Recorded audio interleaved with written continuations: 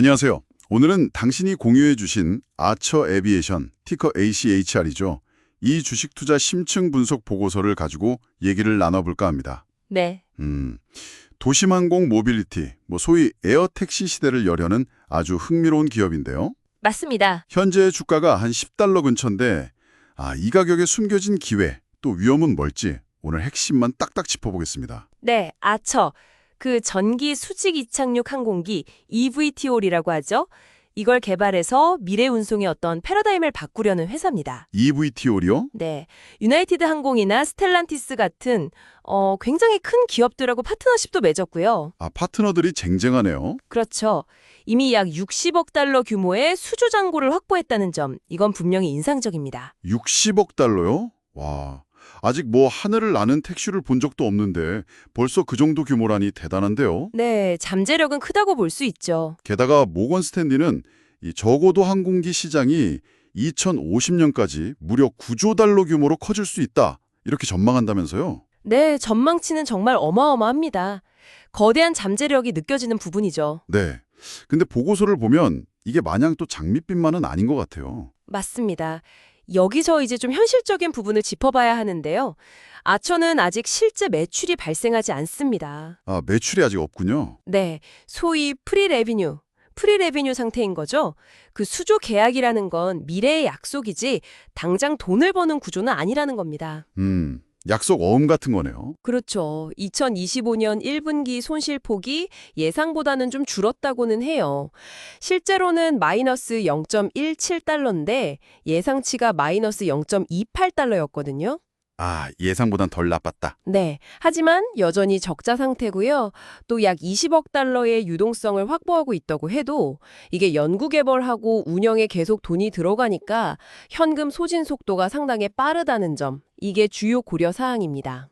현금 소진 속도가 빠르다. 이거 투자자 입장에서는 제일 좀 민감한 부분이잖아요. 맞습니다. 혹시 분석 자료에 이 속도면 아처가 얼마나 더 버틸 수 있는지, 그 활주로라고 하죠. 그런 구체적인 예측 같은 건 없었나요? 자료에서 구체적인 런웨이 기간을 딱 명시하지는 않았어요. 하지만 이 빠른 현금 소모는 결국 시간과의 싸움이다. 이 점은 분명히 보여줍니다. 시간과의 싸움. 네, 바로 이 지점에서 아처의 핵심 과제, 그 미드나이트 항공기 상업화가 중요해지는 겁니다. 그 대표 모델 이름이 미드나이트군요. 네, 2025년 상업 운항을 목표로 지금 미국 연방항공청 FAA 인증을 추진 중인데 이게 생각보다 만만치가 않아요. FAA 인증이요? 네, 2024년에 최종 감안 기준이 확정된 건 긍정적인 신호지만 2025년 1분기 기준으로 보면 전체 인증 절차의 약 15% 정도만 완료된 상태라고 하니까요. 15%요. 2025년 상업 운항 목표까지 시간이 그렇게 많이 남은 것 같진 않은데 진행률이 생각보다 좀 더딘 느낌인데요? 네, 그렇죠. 그럼 이 FAA 인증 지연 가능성, 이게 아처에게 가장 큰 위험 요인이라고 봐야 할까요? 정확합니다. 자료 분석의 핵심도 바로 이 FAA 인증이에요. 이게 단순히 서류 승인 절차가 아니거든요. 증까지 굉장히 복잡하고 까다로운 과정을 다 통과해야 합니다. 할 게 많네요. 그렇죠. 예상치 못한 기술적 문제라던가 아니면 규제 당국의 요구사항이 갑자기 바뀐다던가 이런 걸로 인증이 지연될 가능성은 항상 있는 거죠. 변수가 많군요. 네, 25%라는 숫자는 아처가 2025년 목표를 달성하려면 넘어야 할 허들이 얼마나 높은지를 상징적으로 보여주는 겁니다. 사실상 아처의 단기 미래는 이 FAA 인증 일정에 달려있다. 이렇게 봐도 과언이 아니죠. 그렇군요. 기술력도 기술력이지만 이 규제의 벽을 넘는 게 정말 관건이네요. 이런 상황에 대해서 월가의 평가는 좀 어떤가요? 기대랑 우려가 막 섞여 있을 것 같은데요. 네, 맞아요. 월가 분석가들 의견도 강력 매수부터 보유까지 아주 다양하게 나뉩니다. 의견이 갈리는군요. 네, 평균 목표 주가는 현재보다는 조금 높은 수준, 한 12달러에서 13달러 사이에서 형성되어 있고요. 지금보다 조금 높네요. 네, 지난 1년간 주가가 140% 이상 급등하면서 높은 기대감을 반영하긴 했어요.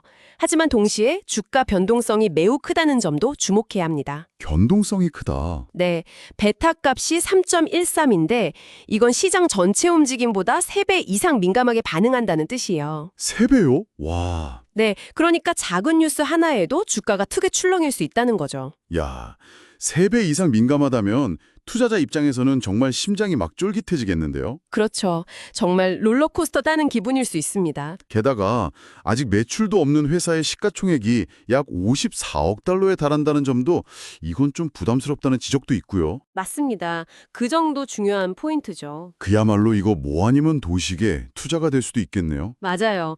분석 보고서에서도 아처 투자를 약간 후기 단계 벤처 캐피털 투자랑 비슷하다고 평가해요. 아, VC 투자처럼요? 네, 성공하면 정말 엄청난 수익을 기대할 수 있지만 반대로 실패할 경우에는 상당한 손실을 감수해야 하는 그런 고위험, 고수익 구조인 거죠. 하이리스크 하이리턴이네요. 정확합니다.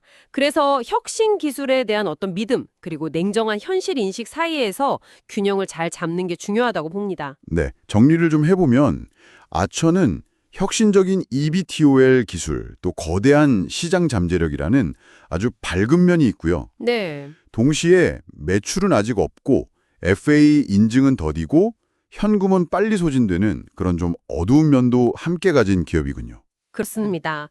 명암이 아주 뚜렷한 거죠.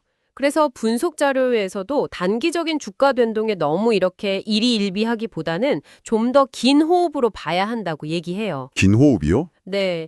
예를 들면 FAA 인증이 완료됐다거나 아니면 첫 상업 운행을 시작했다거나 이런 핵심적인 이정표, 마일스톤 달성 여부를 확인하면서 장기적인 관점에서 신중하게 접근하는 전략을 제안하고 있습니다. 핵심 마일스톤을 확인하면서 가라. 좋은 전략인 것 같습니다.